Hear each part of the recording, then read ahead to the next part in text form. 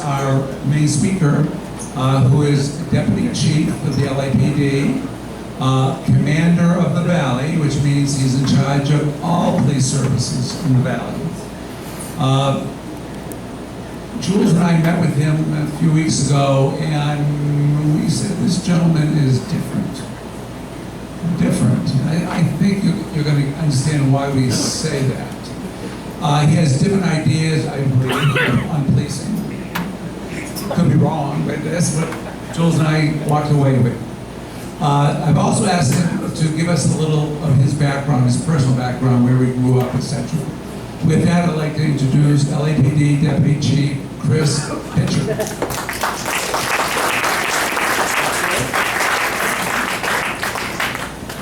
So I've been called a lot of things, but different is not one of them. But I think that's a compliment. Thank you so much for braving the elements to come out tonight.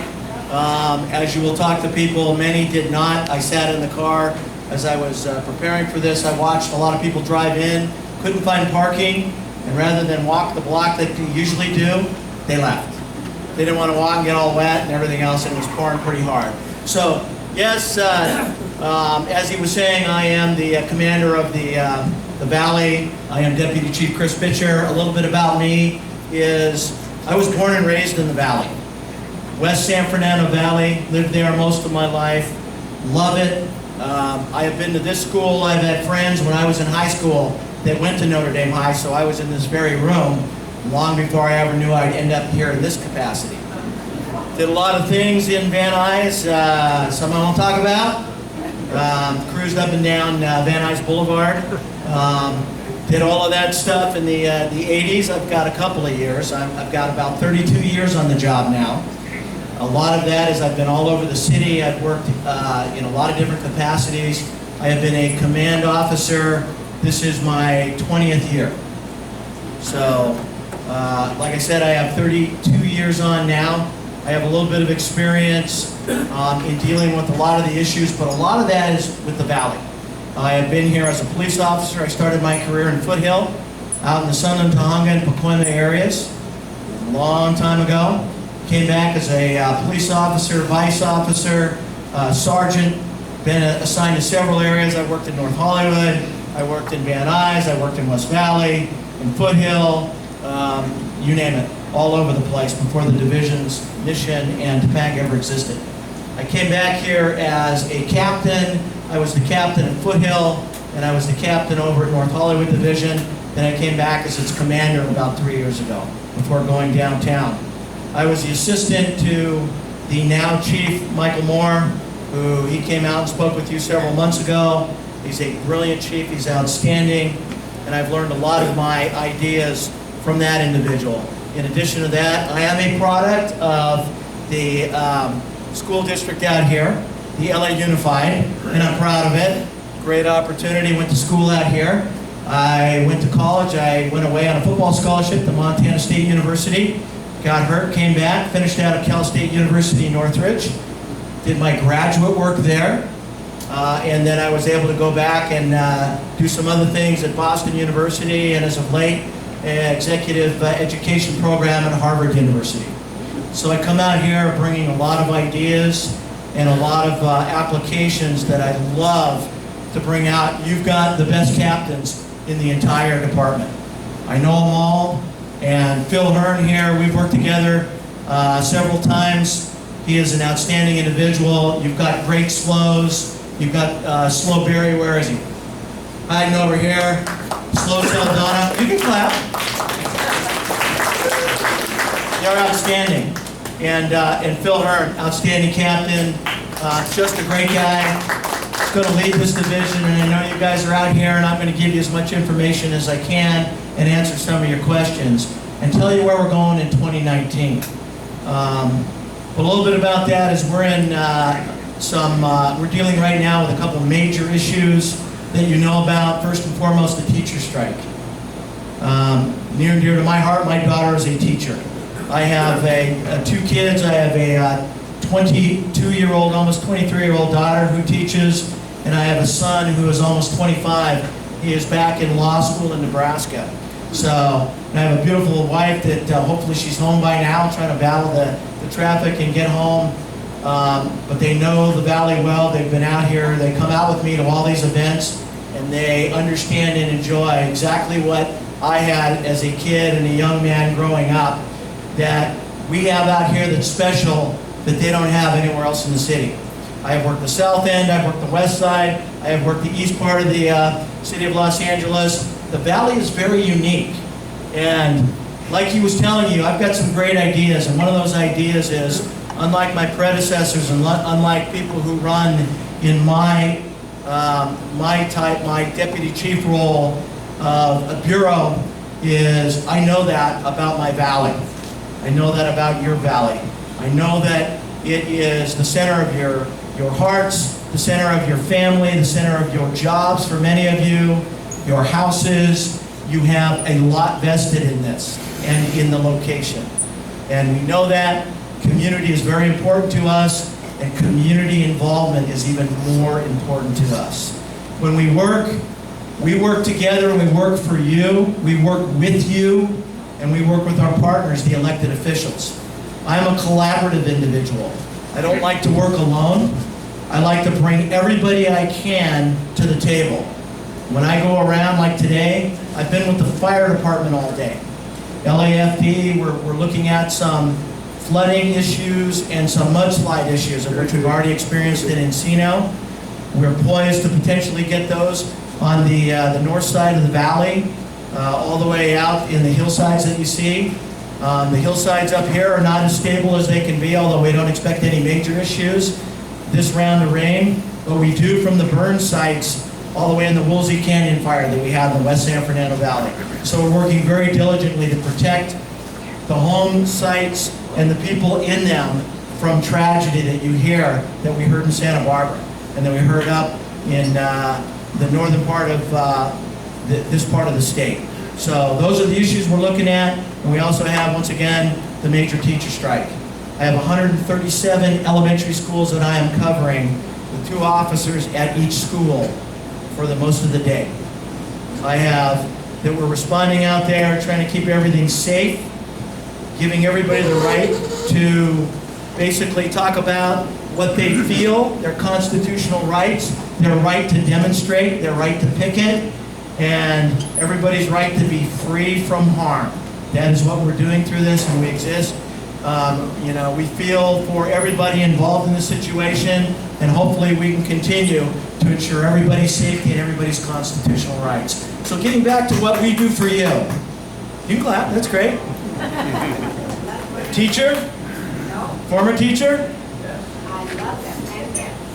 I went into I was addressing, I think it was last year, I was addressing all 90 Valley area schools that are in our district, and I saw all of the principals and all of the administrative staff there, and I was talking to them about what we do for the schools. And it was like 8 o'clock in the morning, they hadn't had their coffee, so I sat down and I go, okay, so, and I looked at my phone and I said, hey, I just want to let you know, there's a big kidnapping at the school. And everybody jumped on their phones, and I had heard that, and I go, it's okay, he woke up. Come on. Thank you. I'll be here through Friday. So, what that brings me to here is, I like collaboration. I am very good friends with the general manager of building and safety. We get a lot of things done. We can take care of negative houses, take care of negative buildings, negative vacant lots, fencing, demolition, issues that go on. I'm bringing him in this year to work with all of my commanding officers to issue citations, to red tag locations, to put fences around locations. He's been very instrumental in boarding up buildings and taking those places out before they become community blight. So he's there with me, working with me, and I see him all the time. Likewise, the fire department and their inspections. Likewise, the city attorney's office, Tamar Gallatin, the neighborhood prosecutors working in each area to basically hit the blight, hit the crime problems, and hit the issues from their perspective. Collectively, we're doing this and working with non-governmental providers. We're working with the private sector entities to take care of their share of responsibility, not to wait for us to do it all. and not to wait for you guys to come alongside, but everybody shares responsibility in keeping a safe, happy, and great community, and that's what we're focusing on. The second thing I focus on is my individual perspective is working with these captains.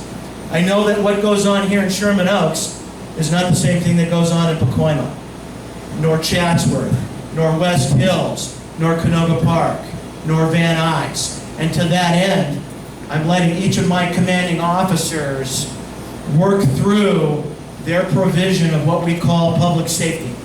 We produce a product. We're like a business. And to that end, each one of those captains is a business vice president or president, depending upon what rank they have. They have the right to know how to produce the product, which is public safety. It's the fear and absence, or the absence of crime and the absence of fear of crime in their communities. We have goals that we're going to implement in 2019 to further enhance what we're doing. And to that end, I leave it to them to develop their strategies that are going to work in their unique areas. There's a couple of things I throw in along the way that I like. I get to do that because that's the boss's prerogative. But I work with these individuals. They are great. I hold them accountable. We meet all the time. And just to let you know a little bit about what they've done last year, in 2018, this Bureau had the best crime reduction in the city. The best. Remember, the Valley is the biggest part of the city of LA. It's about 53% of the city. Right now, in the Valley, we have 2.1 million people that live here. There's 4.1 million that live in the city of LA. So over half live here. Remember, the city is 473 square miles. We have the biggest geographic area. We have the most people, which means we have the most houses, the most cars, the most businesses than the rest of the city combined. What does that mean? That means we have potentials for more victims, right? We have that all of the time. We think about that, we plan that, we prevent crime, we work with you, we try to develop programs, innovative solutions to help us out, to take out crime before it occurs, when it does occur, to solve it very, very quickly, and to instill and implement programs to make sure that it doesn't come back and happen again. Crime hits us in a lot of different ways, and like I said, we measure crime daily. And the captains know that, as do their people. It is very important to us because it is critical to you. It is critical to the safety of your loved ones. It is critical to the safety of your businesses, your houses, and your well-being when you want to go out and walk your dog or your cat. Can you walk a cat? Okay, I guess you can walk a cat. We want to keep you safe and enjoying. We know there are challenges right now. We have some big challenges, and that's why every commanding officer works with his or her senior lead officer to develop unique individual solutions to the crime problems and public disorder issues that are in their areas. Whether it's in Van Nuys, or whether it's in Chatsworth, or whether it's in Sunland Tahunga area, they work on those. They have programs and innovative solutions that I allow them to put in. I am not a cookie cutter guy. What we do in one division like we do elsewhere, we do all over the department. We don't do that here. What Phil Hearn chooses to put in his division, he chooses to do that. We look at the efficacy of that. We look to see if it's successful, and if it is, we use it and replicate it. If it's not, we make adjustments or throw it out. Just like any good business, we do that. It's your money that we're trusted with. It is your resources that we're trusted with. And ultimately, we work with you because we can't do it alone. We absolutely can't. I only have about 2,300 officers and detectives for 2.1 million people that live here. Not to mention the people that go to school here. And not to mention the people that come from the outside to do business here and to recreate here. There are so many more people here than the 2.1 million that are on record with living here. We know that, and ultimately we're there. These are ideas that we're putting in, and I want to share with you a couple of things that we're leading off in 2019 to bring to you that I am proud of and that we are working real hard. First and foremost, we have an anchor point reduction program.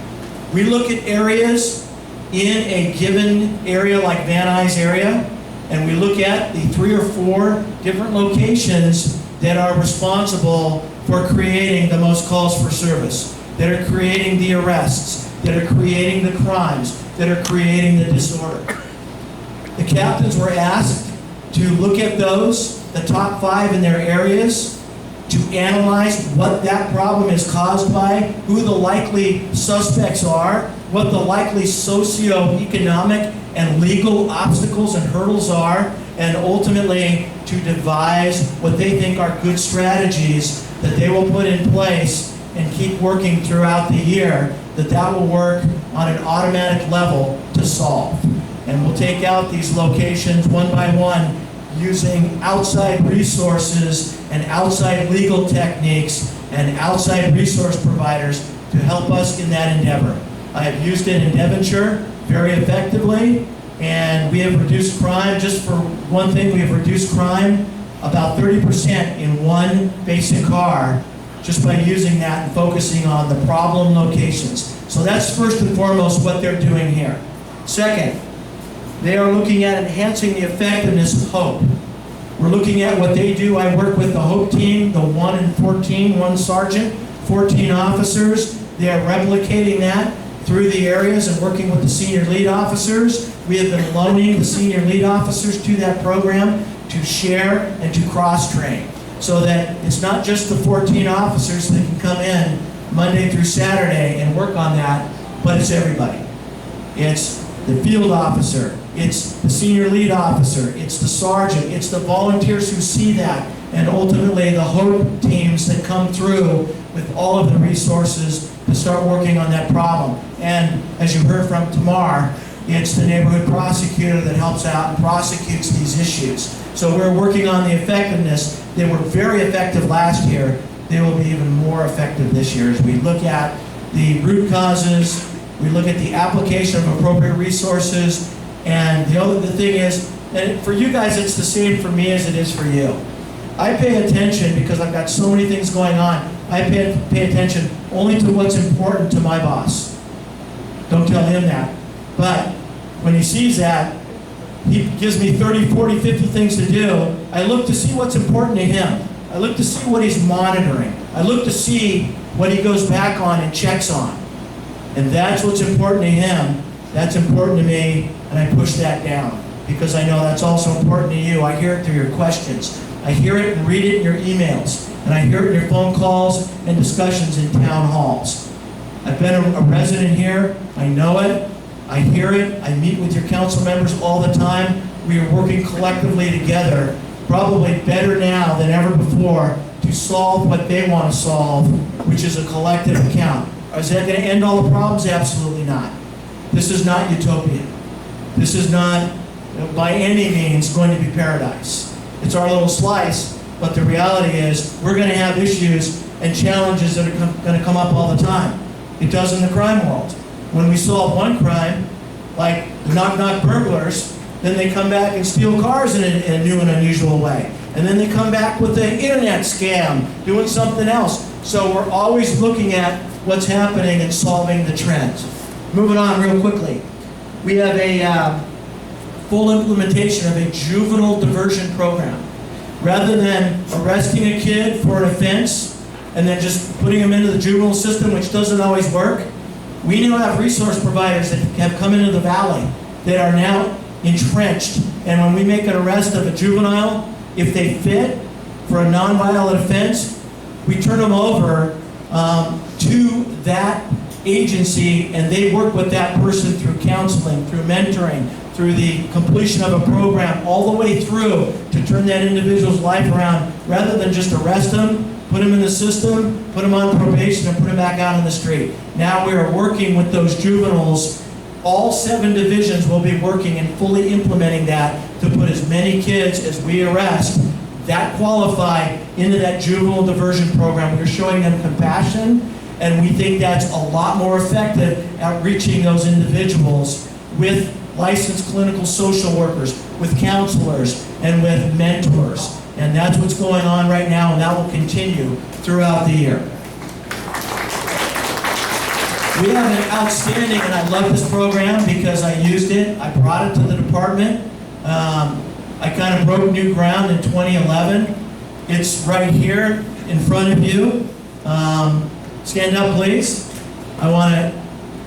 She is in the volunteer patrol detail.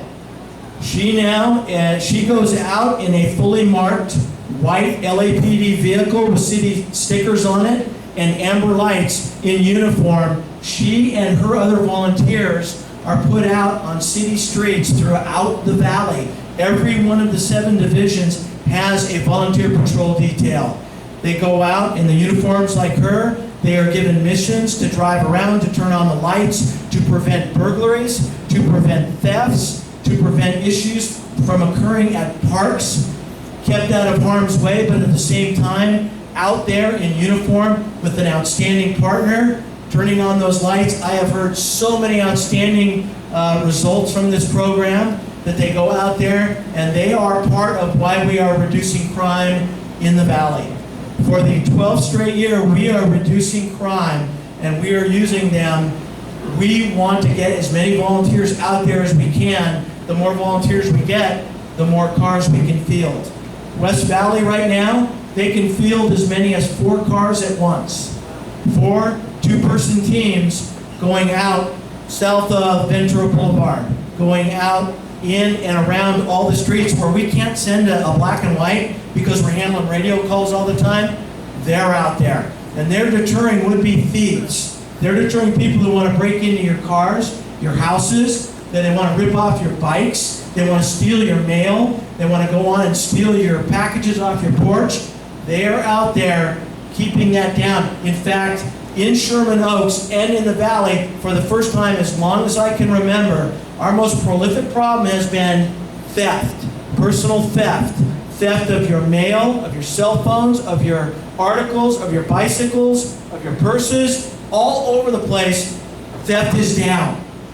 Theft is down for 2018. We're going to keep that trend and drive it down. That is one of the biggest problems we have in the Valley, is personal theft. I'm sorry, I don't want to keep you standing up the whole time. No worries. Well, I have a sign-up list. If anybody is interested in the program, we can provide you some more information. It's only like at least 2 or 3 shifts, 4-hour shifts a month. So hopefully some people might be interested in it. So, how far is crime down? I'm going to tell you what happened in 2018 right here.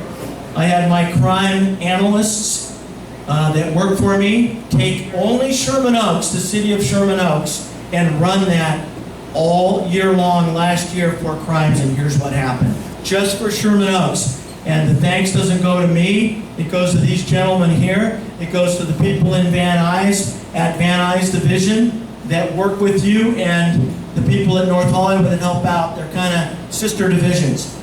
Homicides, you had a 100% drop in homicides. You had 0 homicides in 2018 in the city of Sherman, or the community of Sherman Oaks. Nothing. You had 3 or 4 last year and none this year. Rape, you had a 52% decrease. It was reduced by 52%. Spousal and acquaintance rapes, the crime went down by, I think it's 50 or 60 in number. Your total violent crime for this area went down 5.2%, which is tremendous. That is a tremendous reduction because it's a big number and ultimately went down. Your burglaries went down almost 9% for the year.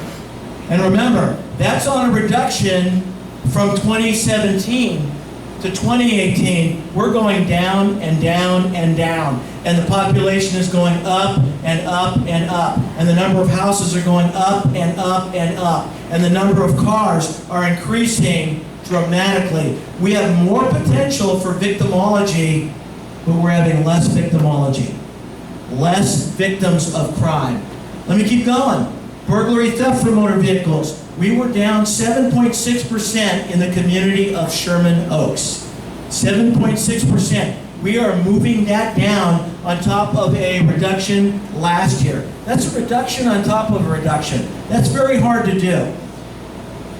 Your theft, your grand theft person, down 7.4%.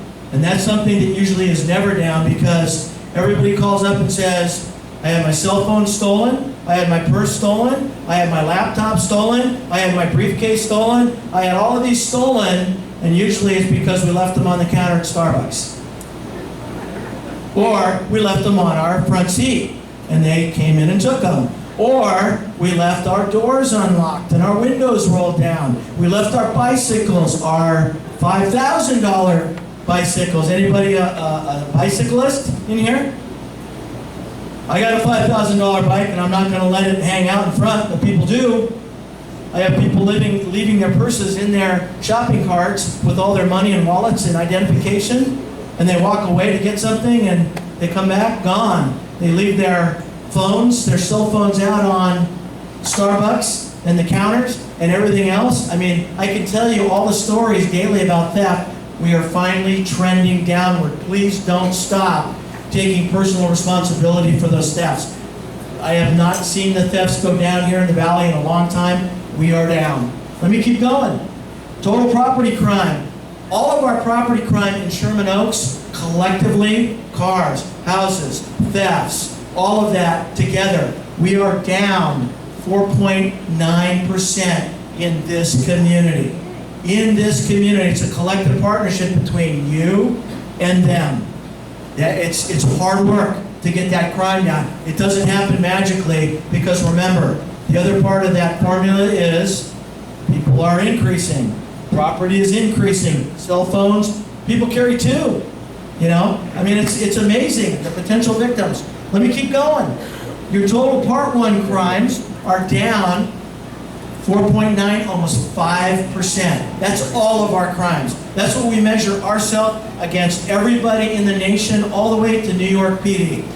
We are down here in this community, total crime, that's property crimes and violent crimes, you're down almost 5% for 2018. Fantastic.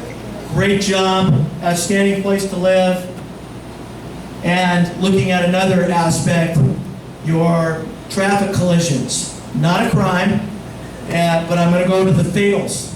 We've had fatals because we have a lot of people that drive out here, and we have fatals every once in a while. You guys are down right now 83% in fatal collisions in the community of Sherman Oaks due to traffic warnings, due to citations, and due to discussions and education by the officers and better driving. 83%. Amazing. Here's where I frown a little bit, where we got to do a little work. Robbery. Robberies come in a lot of different forms. It's not the stick-em-up type guns and taking stuff from you. We have robberies that occur at schools. Kids taking milk money. Kids taking whatever from their friends. Business people getting stuff taken from them. People off the streets getting stuff. So, without any more said, your robbery was up a whopping 1.2%. That's it? You know how many that was? Over last year? Or the previous year? 1. Wow. You had one more robbery last year than you did the year before. So it's pretty much even and stagnant. So I like that figure. I like that direction and where it's going. The other one, aggravated assaults.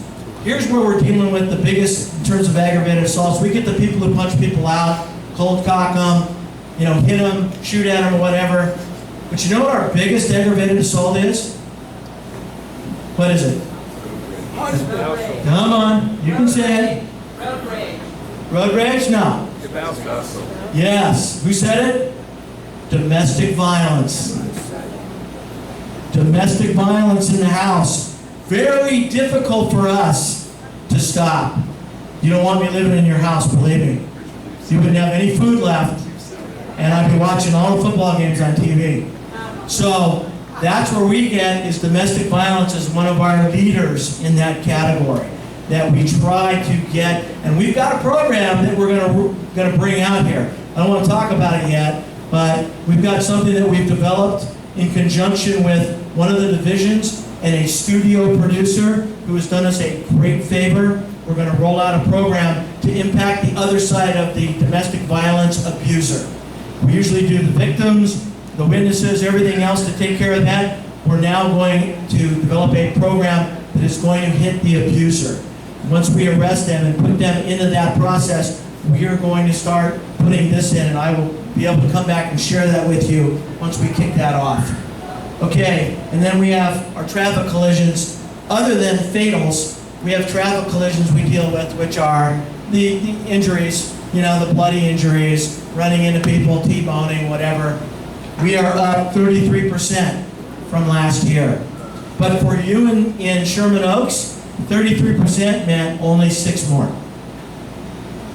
Sherman Oaks is a big place, believe me. Sherman Oaks has a big population, has a lot of businesses, and a lot of residences. Very compact, but very, very, very safe.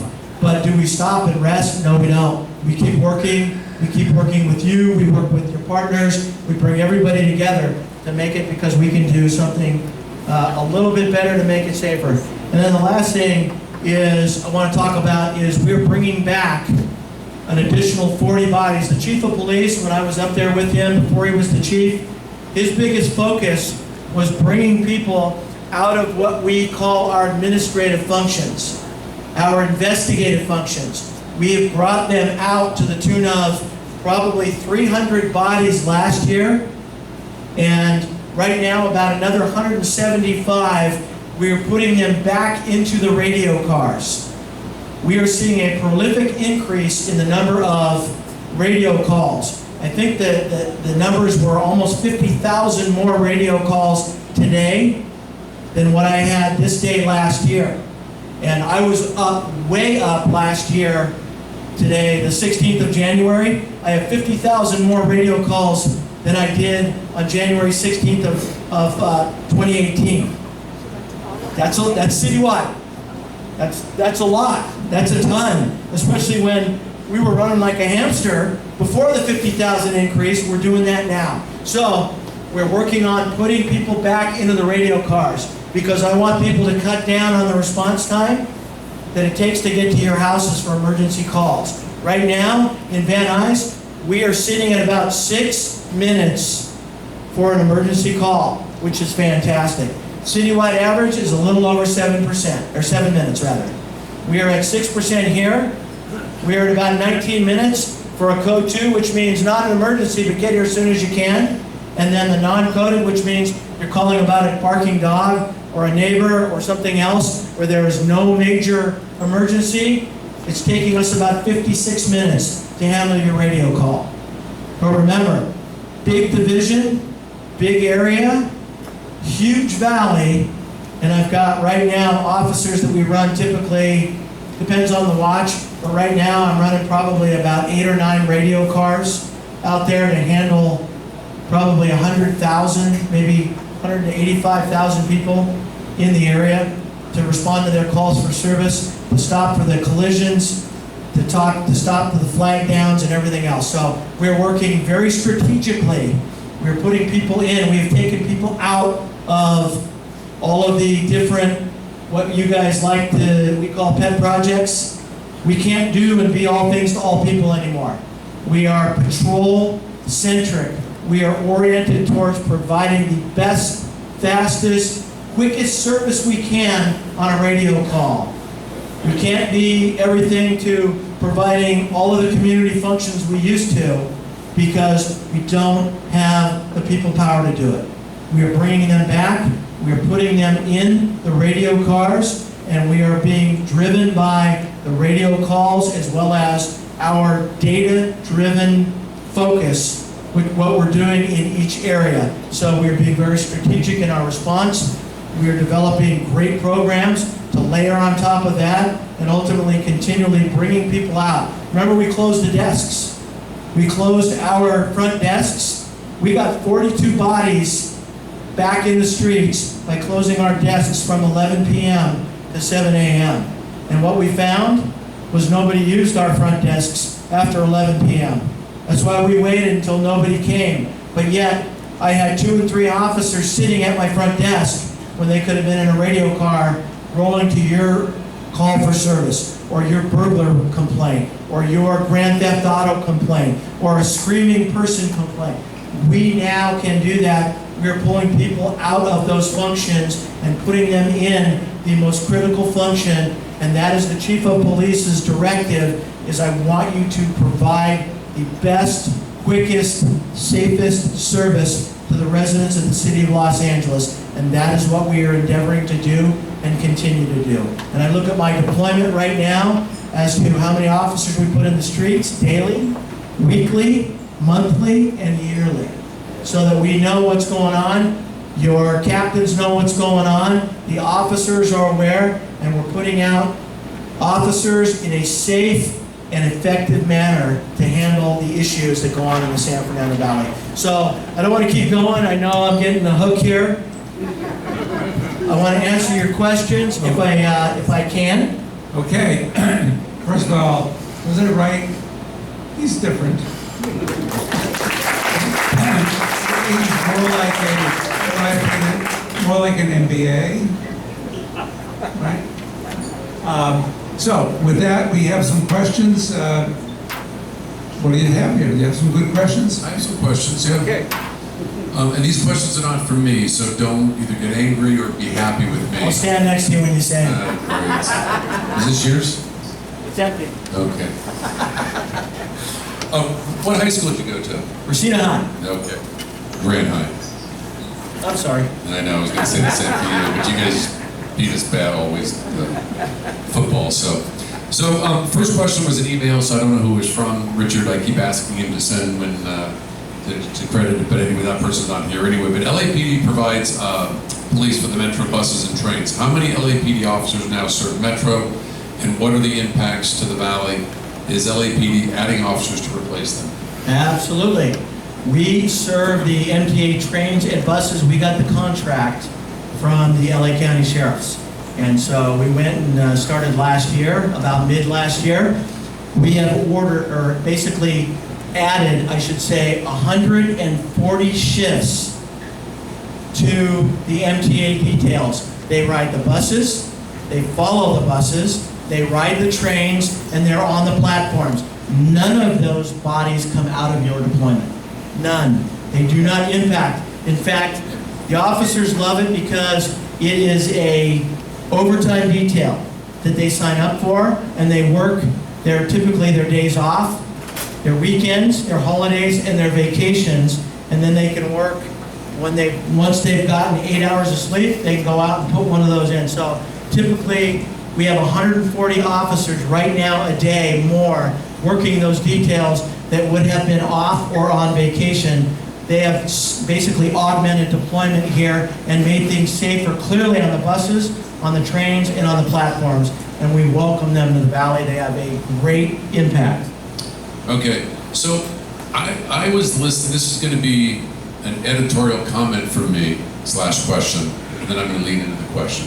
So I was listening to your stats, which I love. I love going over stats. Before next door,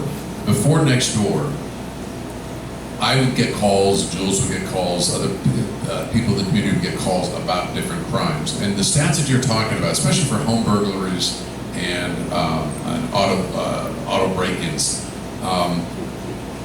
it's amazing. I mean, if you look at next door, there are break-ins almost every single day in Sherman Oaks. Or attempted break-ins. You know, somebody coming to the door. There's all kinds of stuff. So I'd like your comment on that. But number two is, I think it might be a good idea. I don't know if it's possible, but for LAPD on a PR basis to have access to Nextdoor, so you can respond to. We do. You do have access. We do have access to Nextdoor. We are now gaining access to Ring, and we are working with the Ring individuals to get their videos.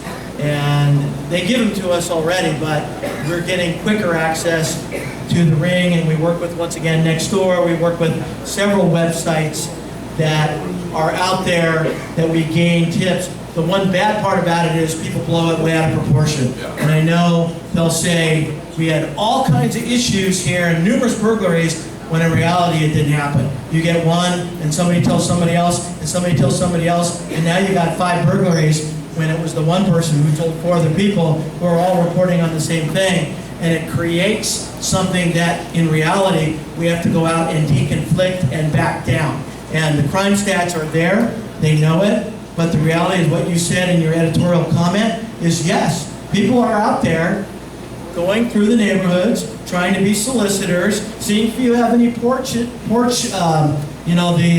them porch pirates. They steal the stuff off your porches and go. And so they're looking for your packages. They are looking to see if you have mail. I mean, we get these mail people that are saying, they stole all my mail. Do you have a mailbox? Yeah. Is it locked? Oh no. Who in today's day and age keeps mail in a box where you can flip up? I used to when I was here, when I lived here as a kid all the way through high school and then college, but you can't do that anymore.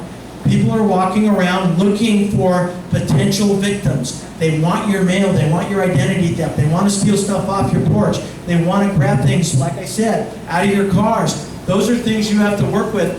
We are using them and the volunteer patrol detail to get around these communities that we can't. They are a second sight of eyes and ears, and they are working out fantastically to help drive down crime, in addition to next door, in addition to Ring, in addition to involvement by the community members. We welcome it all and use it all social media platforms. So the follow-up question to that is, Simi, can you raise your hand? She's out here. I'll ask her question, which is a follow-up on that, but also I'll follow that up with one of the email responses.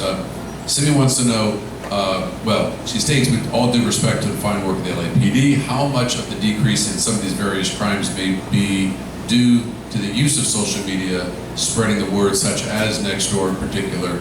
And then also, the question from the email was, many neighborhoods are seeing an increase in break-ins as a result. Many of these neighborhoods are discussing hiring private patrols. Can you give us your thoughts on that, and are the private patrols helpful? Well, I'll hit your question first with due respect. That's exactly what we want. That's how we solve crimes, that's how we prevent crimes, is when we use you, and we use Nextdoor, and we use social media platforms and websites. The SLOs use them all the time. They post on them, they take information from them, they disseminate information through them. That's how we solve crimes. And they're out there going around, poking around, looking for and they're out there. It's a collaborative effort to solve crime. Everything goes into basically pushing the crime rate down. We want everything and everybody involved all the time. That is how we are successful. So what about the private patrols, the ACSs, ADTs, such like that? Is that helpful in the neighborhoods? Sure, absolutely. We work with the private patrols also. We have the American Society of Industrial Security, which is a kind of a oversight body of all of the security forces. They come to that. We work with them. Each of the commanding officers sends their burglary detectives and SLOs and officers out there to meet with them. We use them too. They call us when they see somebody. They are out there, out and about, running around, and we use them kind of as our eyes and ears also, in addition to the volunteer patrol, in addition to everything else. They are meeting with us. They even come to some of the crime control meetings to talk about all the issues and how we can better contact them. They're out there at 1, 2, 3 a.m. in the areas and warehouses and places we can't be, and they are very quick to call us up, and they know who to call and when to call, and they are a very good use by the geographic areas. About a year or two ago, there was discussion and there was a lot of anti-police or anti-this effort because of Big Brother about drones. Yep. And Sherman Oaks Homeowners Association, actually the board of directors, was very quick on that. We sent a letter to the Los Angeles Police Department with our support of the use of drones by Los Angeles Police Department, because we trust you guys. We like you guys. This person wants to know, according to Los Angeles Times, a drone was used yesterday by the police department. I don't think it was LAPD. I think it was something else. Was not. Okay. To serve, I believe, to assist the SWAT team from going in. Well, that may be, that's the only time we can use That's the only time we can use drones on the LAPD. Is the policy was set last year. In fact, I was there with the Board of Police Commissioners. They set policy for the LAPD. The LAPD doesn't set it. It's 5 appointed individuals by the mayor who they serve as our Board of Police Commissioners. They are civilians, typically attorneys. They're over the chief of police. They are the chief's boss. They set that policy. The policy as it stands now for drones is the only time we can use our drone, and we only have one of them, is for SWAT entries, for safety and security when we have a barricaded suspect, we're serving a search warrant, or there is an individual in an area that has high ground on us and can be a danger to the officers of the community. That is the only time we use the drones. We don't use it for surveillance, or flyovers, or events, or anything else. Many other departments do. The LA Fire Department does, to basically look at and scan and assess fires and evacuations, but we do not. So are they being used right now? We use a drone for only the SWAT. Okay. Yes. Okay, great. Okay. Bob Reith, are you here? Bob Reith? R-E-I-T-H? Bob? No? He was over there. He was over there? Okay. What are your plans to integrate IoT, the Internet of Things, into your monitoring and response to criminal activity? I don't know what the Internet of Things is, but I will hazard a guess. Maybe we can go to Google. We I don't use know what it the is. internet literally every day. In fact, we have a social media, usually gurus at each station that will be responsible for monitoring what is said in communities in terms of the crimes, the issues, the perceptions, what they want to see happen, what they see that is important to them. We have that going on. We have a social media or media relations section downtown that advises the chief on all issues related to social media and what's going on out there and what's important to the communities. And we do that at each individual area. Everybody uses, as do the SLOs, every single day. They are very tied to the social media platforms. Okay, this last question is, and we assert that we kind of keep the hardest for the last. And this is, it does not have a name on it, so I can't, and it's definitely not for me though, okay? So don't look at me. Don't look at me. Okay. I don't even know if I should ask this, but then I'm going to be accused of not asking questions. You have to ask it. All right. Are you married, or do you have a girlfriend? Signed anonymous. Or both. Or both. No, I don't have both. I have one. I have a lovely wife who's at home who usually likes to come to these. And when she is available on the weekend, she likes to come out. Very, very supportive, very lovely lady. And I'd love to bring her out and have her meet you guys here sometime. But she works like me. In fact, sometimes she works more than I do. So yes. Maybe she won't be so Beautiful happy to meet this anonymous person. So, with that, I'd like to thank everyone. If you can clean up the tables, we appreciate it. If you have any other questions, please come up. We have a couple minutes. Absolutely. Please sign up for the volunteer patrol detail. We would